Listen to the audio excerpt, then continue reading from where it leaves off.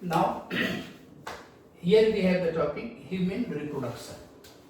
Human reproduction के case में अगर हम बात करें तो human beings are sexually reproducing viviparous organisms.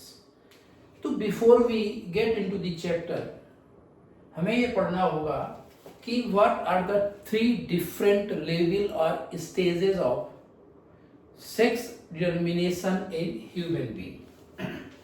तो here we are going with the level of sex determination in human being. Levels of sex determination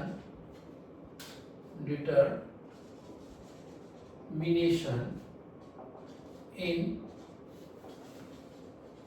human. Here we have two organisms, male and female. क्योंकि जो human being है उसमें unisexuality होती है, mail अलग होता है और फीमेल अलग है. तो ये हुआ अपने पास male member and here it is the female member. अब जो मेल मेंबर है वो होता है हेटेरोजाइगस और फीमेल मेंबर होती है homozygous. On the basis of that हम ये कह सकते हैं कि produces gametes having different chromosomes.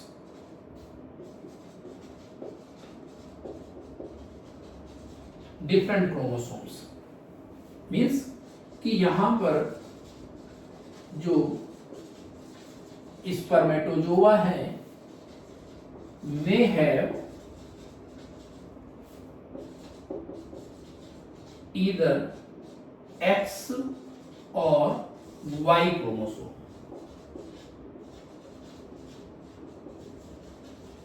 while in case of female, इसके केस में जो गैमीट्स होते हैं वहां पर gametes that is we called ova है only one kind of chromosome that is X chromosome. क्योंकि जो मेल का क्रोमोसोमल ऑर्गेनाइजेशन होता है वो XY होता है और फीमेल का क्रोमोसोमल ऑर्गेनाइजेशन X और X होता है. मींस अगर मेल की केस में गैमीट फॉर्मेशन होगा तो इस पर में या तो X क्रोमोसोम होगा या फिर वो Y क्रोमोसोम होगा. लेकिन फीमेल के केस में दोनों X क्रोमोसोम ही होते हैं. इसलिए जितने भी गैमेट्स या ओवा बनते हैं उन सब में केवल X क्रोमोसोम ही होता है. तो ये तो हो गया एक basic information about chromosomal components in case of their gametes. अब हम आगे बात करते हैं और वो ये कंडीशन है कि फीमेल के केस में तो जितने भी ओवा बनेंगे उन सब में केवल X क्रोमोसोम ही होगा. मेल के केस में कंडीशंस बदलती रहती हैं. तो here we have an ovum. ये एक ओवम है जिसमें कि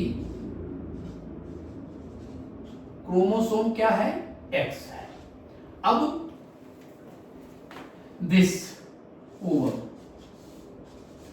if fertilized by sperm with X, let us go with first one, Y chromosome.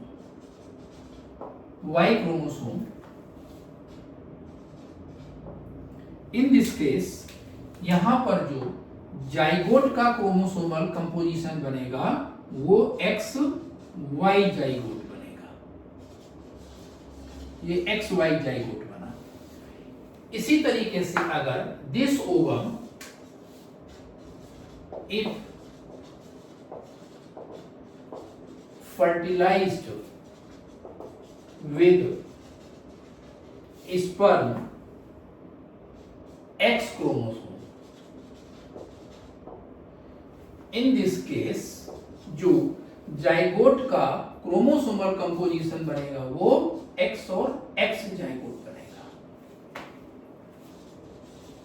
और X और X जाइगोट बना, ये X और X जाइगोट बना। ये जो X और X जाइगोट बना, इस केस पर यहां जो फर्स्ट लेवल आता है ऑफ सेक्स डिटर्मिनेशन, इसको हम लोग बोलते हैं genetic sex. This is genetic sex. This is it. So this one said to be genetic male, or here we say genetic female. Genetic female. ये first level of determination of sex हुआ। इसमें आगे further continue करें तो होता क्या है कि जब फर्दर एम्ब्रियोनिक डेवलपमेंट आगे बढ़ता है, चलता है, तो यहां पर एम्ब्रियोनिक नीचोडर्म से अनडिफरेंशिएटेड गोनाड्स बनते हैं। Undifferentiated gonads like this, these are the undifferentiated gonads.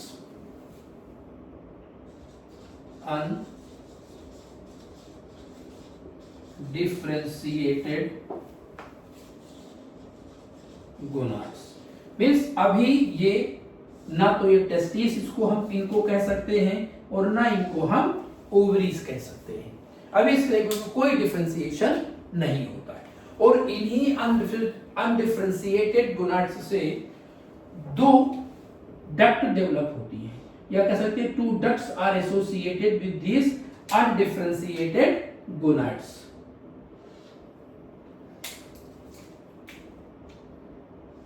So दो डक्ट्स हो गई ये। इनमें से एक डक्ट का नाम होता है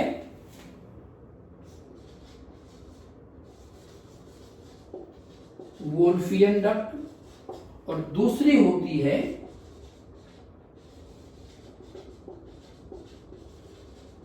मुलेरियन डक्ट। ये एक duct system with undifferentiated gonads होता है।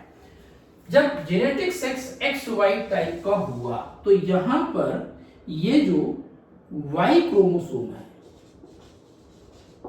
इस Y क्रोमोसोम के लेवल पर यहां पर एक चीज होती है और वो होता है SRY जीन, जिसका मतलब हुआ sex determining reason of Y chromosome. This SRY gene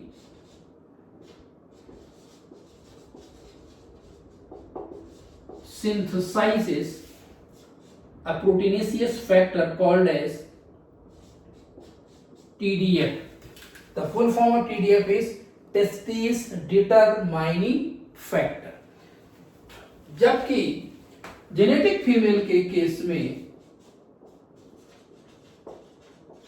Y chromosome absent है, और अगर Y क्रोमोसोम एब्सेंट है तो सीधा सा मतलब ये हुआ कि SRY जीन भी एब्सेंट हुआ, और अगर SRY जीन एब्सेंट है तो TDF का सिंथेसिस भी नहीं होगा। अब यहां पर TDF एब्सेंट है और यहां पर TDF प्रेजेंट है, तो ये जो TDF होता है, this TDF acts on undifferentiated gonads। ये उन पर काम करेगा, और जिसके रिजल्टेंट जो अनडिफरेंशिएटेड गोनाड्स होते हैं, these undifferentiated gonads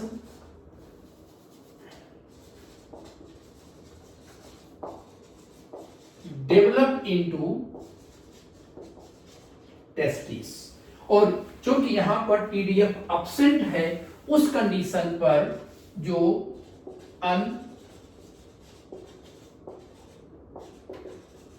differentiated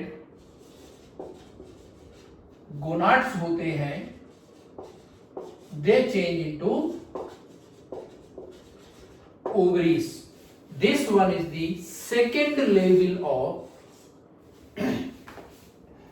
sex determination, and this second level of sex determination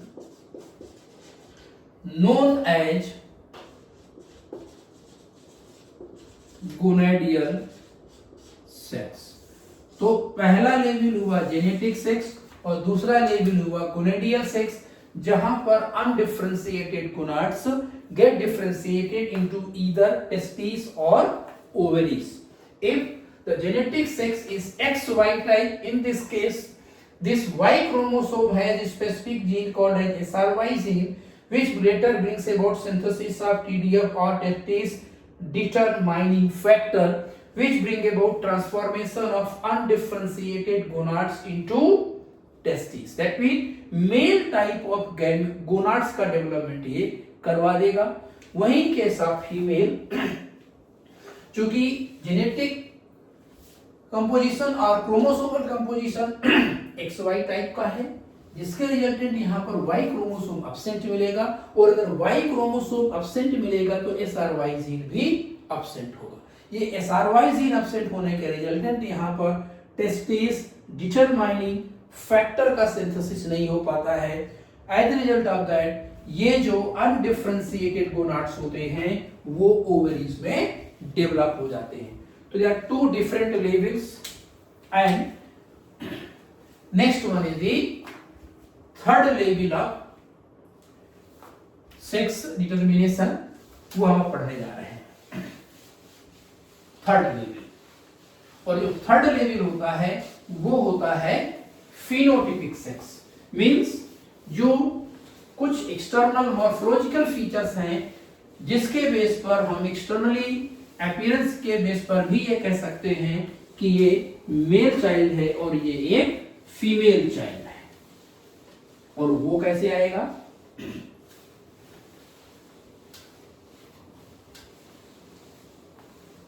उसको समझने की कोशिश करते हैं। चलिए, थर्ड स्टेप। अब यहां पर भी सेकेंड स्टेप में हमने देखा गोनाड्स का डेवलपमेंट, गोनाड्स का डेवलपमेंट, और वो किस तरीके से हुआ। इधर बने इनके साथ जेनेटिक मेल में टेस्टिस बने, और जेनेटिक फीमेल के केस में यह ओवरीज का डेवलपमेंट हुआ। अब इस टेस्टिस पे लेवल पर थोड़ा सा हम और अंदर जाने की बात करते हैं। यहां पर टेस्टिस में टू टाइप ऑफ सेल्स होती है। वो दो टाइप की सेल्स कौन सी सेल्स हैं? इनमें से जो एक सेल होती है वो होती है लीडिक सेल या interstitial cells, interstitial cell, special cells होती हैं, और दूसरी होती है सर्टोली सेल्स। ये दो टाइप की सेल्स होती हैं, और we can say सस्टेंटाकुलर sales, सस्टेंटाकुलर sales होती है। अब ये जो लीडिक सेल्स होती है, इस लीडिक सेल्स से निकलता है मेल सेक्स हार्मोन। ये मेल सेक्स हार्मोन कहां से निकला? From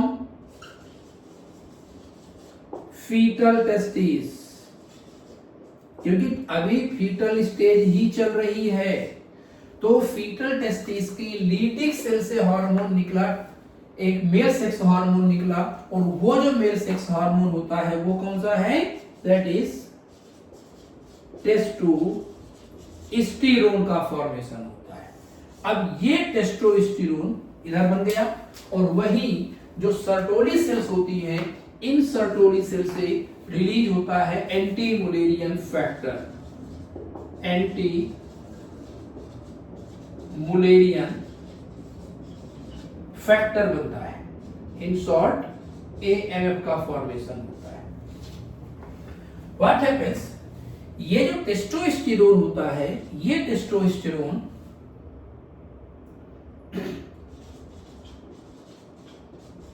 promotes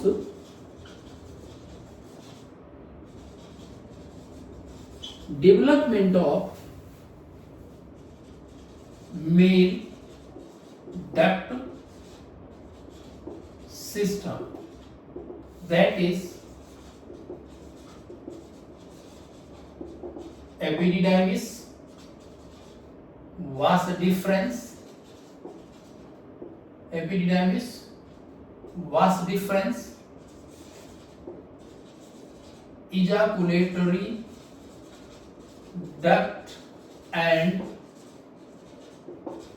seminal vesicle from Wolffian duct. Okay, and this testosterone also converted into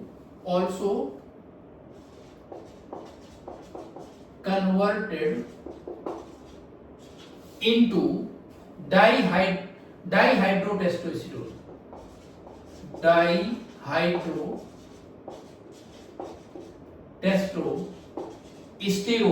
and this dihydrotestosterone supports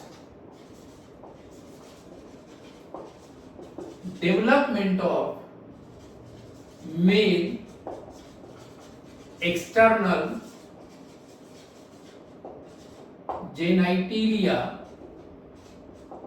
that is penis and scrotum.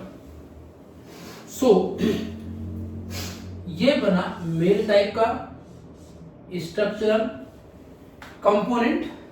अब इधर ये जो एंटीमुलेरियन फैक्टर है, जो एंटीमुलेरियन हार्मोन है, या इसका एक नाम मुलेरियन रिग्रेशन फैक्टर भी होता है, ये क्या करता है, ये brings about regression, or we can say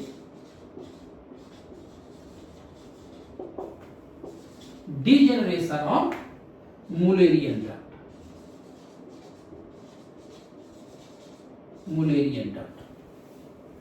क्योंकि जो अनडिफरेंशिएटेड गोनाड्स है वहां 2 पेयर ऑफ डक्ट है, एक मुलेरियन डक्ट है और एक वोल्फियन डक्ट है।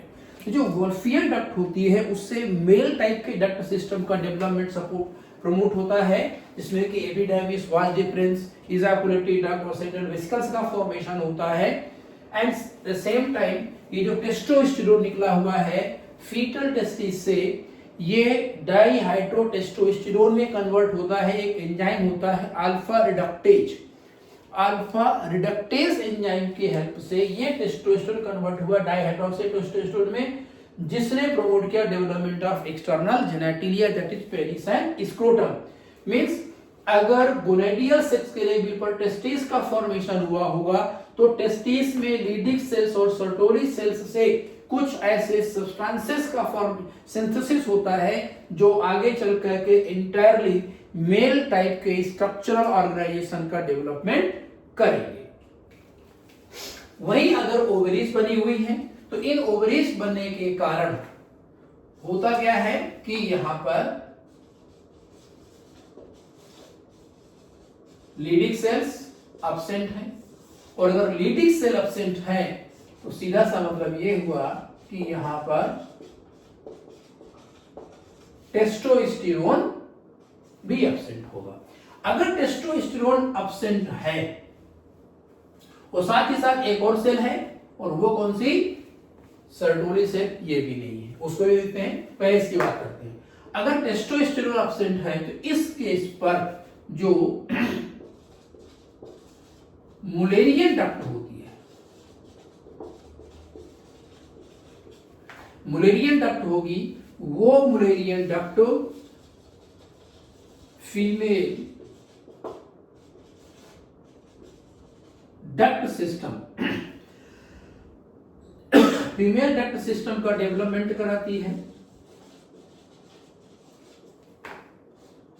जिसमें कि कौन से स्ट्रक्चर आ गई,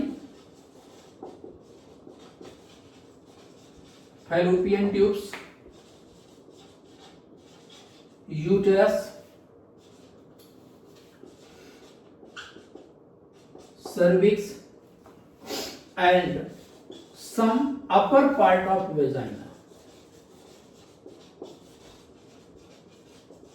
Upper part of vagina.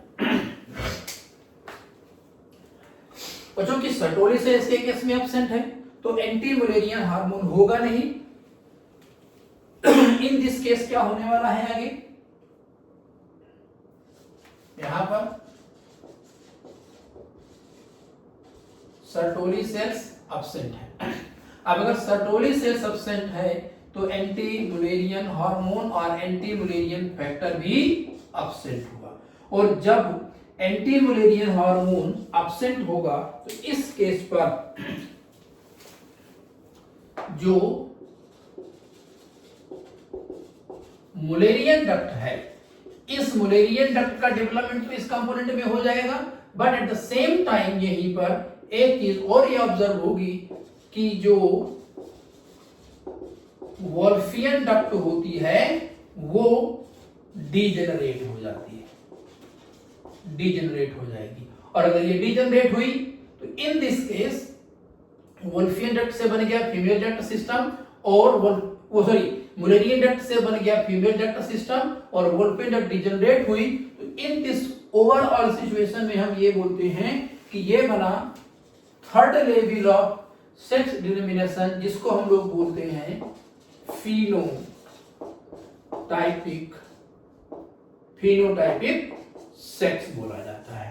That mean 3 level पर ह्यूमन बीइंग्स में डिटरमिनेशन ऑफ सेक्स होता है।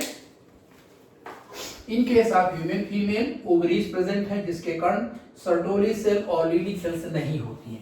तो जो कंपाउंड या कह सकते हैं जो बायोमोलिक्यूल्स या जो केमिकल्स एक ह्यूमन मेल में बनने वाले होते हैं वो ह्यूमन फीमेल में नहीं बनते या फीमेल फीटस में नहीं बनते हैं। अब अगर वो फीमेल फीटस में नहीं बनेंगे तो सीधी सी बात है कि जो मेल टाइप के डक्ट सिस्टम होंगे उनका डेवलपमेंट नहीं होगा, वो फीमेल टाइप के डक्ट सिस्टम में डेवलपमेंट होंगे, और एज ए कंडीशन तो जो फीमेल के एक्सटर्नल जेनेटिलिया है डक्ट्स हैं उनका डेवलपमेंट यहाँ होना शुरू हो जाएगा।